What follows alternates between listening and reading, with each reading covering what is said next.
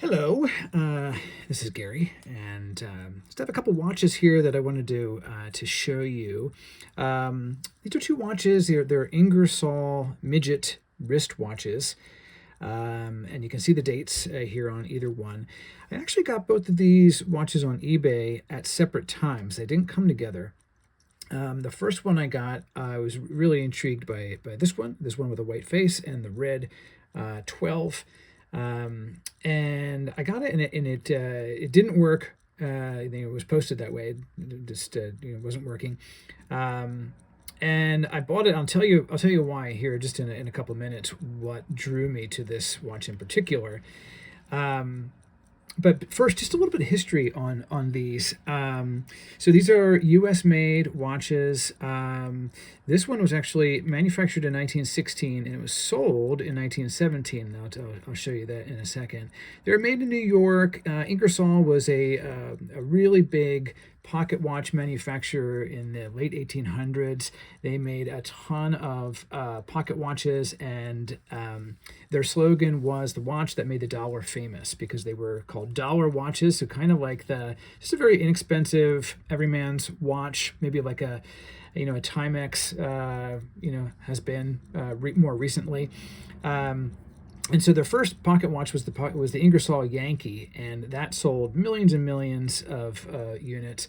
Well, right around the time of World War One, men for the first time were starting to wear wristwatches, and so this smaller scale watch, which I don't know, this has been maybe just a little bit smaller than a silver dollar. But the configuration, they did a sidewinder configuration with the stem at the 3 o'clock position, and they were able to attach these lugs on the case so that you could add a strap to it. And the soldiers in World War One, they needed a watch that they could wear on their wrist, so they could just have better access to time, and so then that became a trend after World War One, and still to this day, men, for the most part, are wearing wristwatches. So let me show you here kind of what drew me to this watch, this white one. As it turns out, these are, I actually have the case back off already, but they're really easy to open. You just pretty much just stick a blade or a piece of plastic in there, and you can pop it right off. The case itself is probably just a metal alloy. If you wanted to, you could probably shine this up a little bit. You can see the places here on the front where the finish, whether it's maybe nickel, is kind of wearing off. But check this out. I'm going to take this case back off, and I'll show you the movement. But first, look at that. Isn't that amazing? So this is obviously, it's a serviceman. I have a little bit of better picture. I'll put that up so we can take a look. Obviously a young man. And when I took the photo out and turn it upside down, you can see that the name is Joseph on the back. So really, really cool. So I, don't know for sure. Don't really know much, about this, other than the fact that it was made in 1916 and sold in 1917. I know that because there's a warranty card built into these watches, and it is supposed to be dated by the dealer at the time of the sale. And this one was actually dated August 11th, 1917. And let's see if I can see the name there of the dealer. It's a little bit hard to read, but it looks like there's a B, and then just, I don't know, that might be ADMIR, Admiral, maybe B Admiral, or honestly, it's just a little bit hard to make out. But the date was important for the dealer to add, because these watches were guaranteed for 1 year. And let me see if I can read this. Guaranteed to keep good time for 1 year, and if without misuse it fails to do so, will be repaired by us free. And then it has some fine print here. It says mainsprings and cleaning accepted. So that wasn't included. and it says exchange for a new one, 40 cents, wrap carefully. So I guess you're supposed to enclose 40 cents, then wrap them carefully and send it back to the manufacturer. And they'll fix it or replace it and send it back to you. So that was their guarantee. No wonder they sold so many of them for $1 with a 1-year guarantee. So here we are in 2024, and this thing is a real survivor. This also came, I don't know if this came with the watch, but it or if it was just maybe an add-on later, but this is a guard for the crystal. And it just kind of snaps on.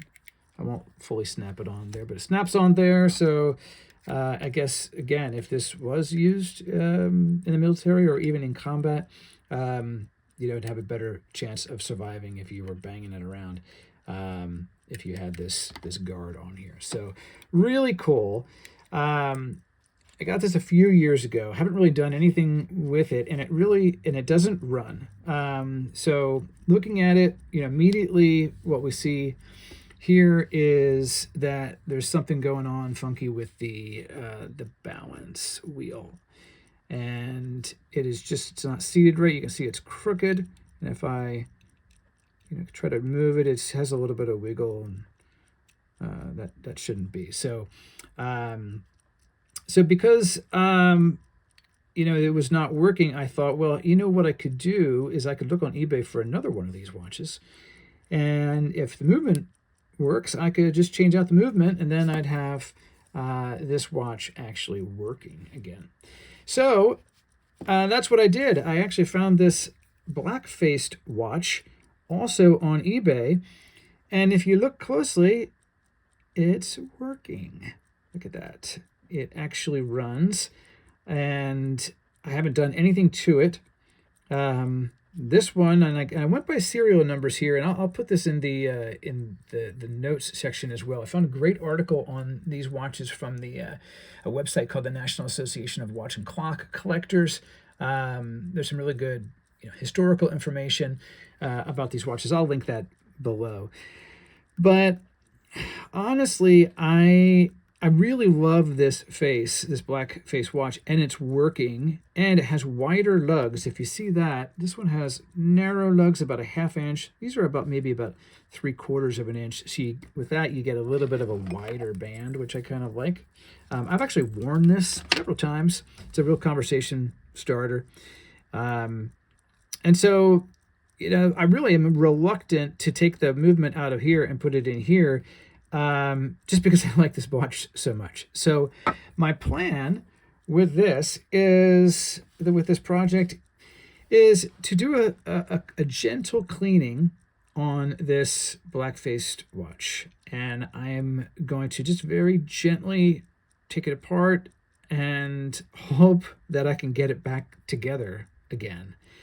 You might think, well, why are you going to take apart the working watch rather than the non-working watch?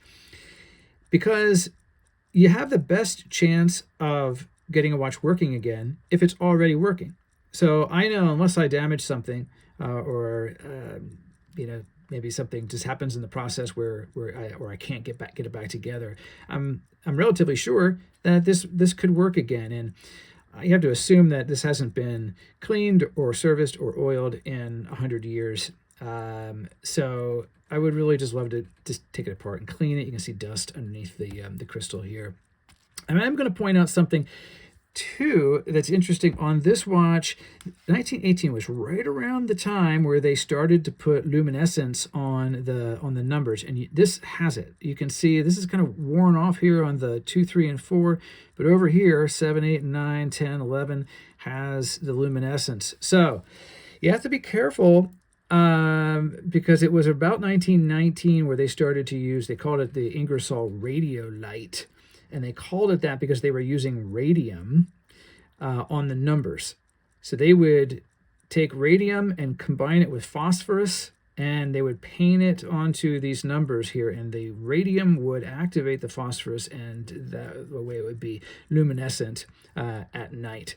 The problem, obviously, is that radium is super toxic, and So I'm just, as I take this apart, I'm just going to have to be a little bit careful. I think, it'll be very minimal exposure for me.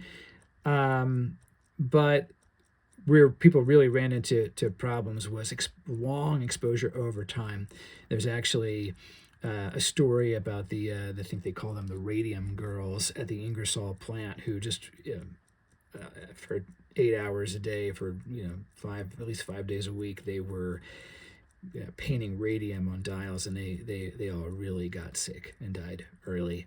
They were actually licking the paintbrush and dipping it in radium and putting the lume on the numbers, and they just didn't know at that time how dangerous and toxic that was. So I just have to be a little bit careful as I clean that. I probably am not going to do very much to the face at all, other than just blow out the dust.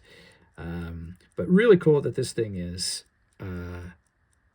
ticking and moving. You can see the actually a sunk dial here, sub 6 seconds dial here, and of course made in USA on both of them, I believe. Yeah, made in USA on that one as well.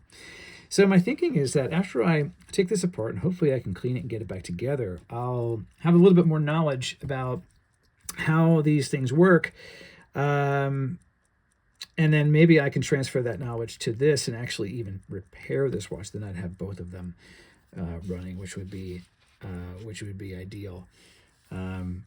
But so that's my project. And so stay tuned. I'm not sure exactly when I'm going to be getting to this, but really interested in getting it started. But I did want to show this to you and share it with you. I really just think these watches are really cool. Actually, before I go here, you see this one has the warranty card on it, same as the other one. You can see the movement.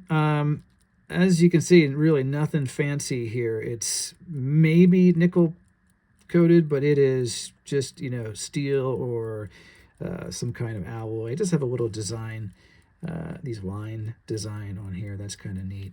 But what is really I'm not looking forward to is you can see this plate has 1, 2, 3, 4, 5 pins in it, and so you have to line them all up at once. There's no semi bridge here, so it is that's going to be a real bear. That's probably going to be the hardest part about this. And then you can see compared with other watches, I don't know if I have a regular movement to show you, but you can see the balance wheel it's not brass, it's just steel. Again, these watches were kind of probably made to wear for a couple of years and just throw them away after that, almost like disposable watches. So these guys are really survivors, but they made millions and millions of these. That's why you can still find them. They're really not that expensive. Just because there's just so many of them around. And so really cool that I have 2 of them, and hopefully I can make the one that's running, make it run even better, and do a little bit of work to the other one as well. So hope you join me.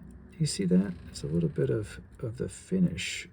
It's almost like a foil that was coating these watches that's starting to peel off a little bit right there. Anyway, I will post another video as I start to get into this watch. Thanks for joining me today.